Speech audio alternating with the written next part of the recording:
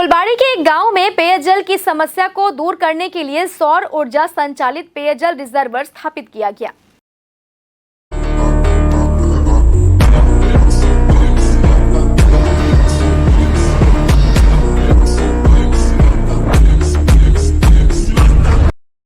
फुलबाड़ी 2 नंबर ग्राम पंचायत अंतर्गत पुटीमाड़ी संलग्न लक्ष्मी जोत इलाके में उक्त पेयजल रिजर्वर स्थापित किया गया है।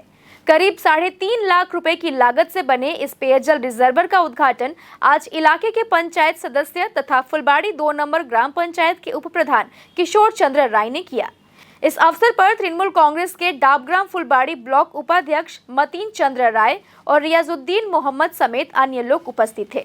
बताया गया है कि राज्य सरकार ने सुदूरवर्ती ग्रामीण क्षेत्रों में पेयजल की समस्या को दूर करने के लिए स्वच्छ पेयजल उपलब्ध कराने के लिए इस सौर ऊर्जा संचालित पेयजल रिजर्वर को स्थापित करने की पहल की है।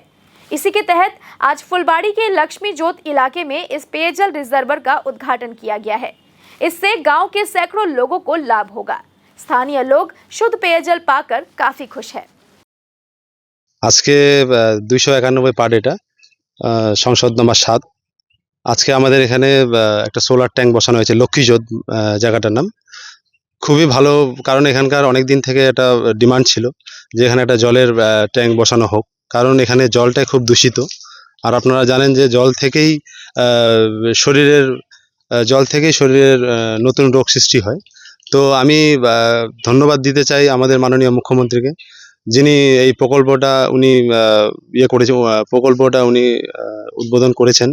আর আমি এটাই বলবো, কারণ হচ্ছে আমাদের এখানে লক্ষ্মীজোত গ্রামটা যেটা আছে, লক্ষ্মীজোত গ্রামটা আমাদের খুব বড়। তো অনেকদিন থেকে মানুষের এখানে একটা ডিমান্ড ছিল যে এটা জলের ট্যাঙ্ক বসানো হয়।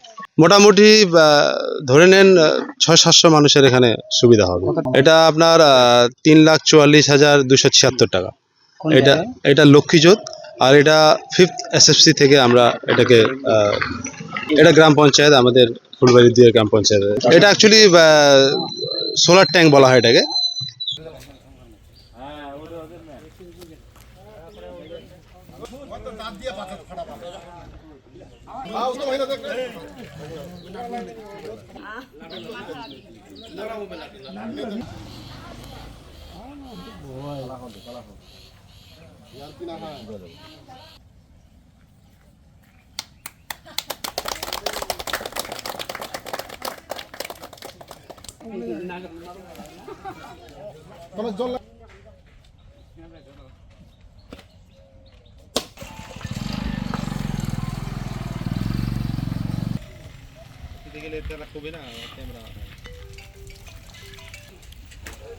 বাটলি বলে কি